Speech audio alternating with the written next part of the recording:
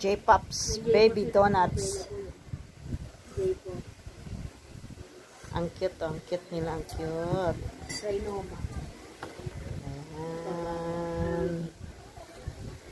Jaran! Ay, kulang na ng isa. Kinainan na pala. Ito na pala yung modern Arinola. Alam niyo ba? Ano yung Arinola? Iba-iba. Anong flavor yan? Daming flavors. Ang cute nila, oh. Tiyak ang tamis niyan. Panigurado. Panigurado ang diabetes.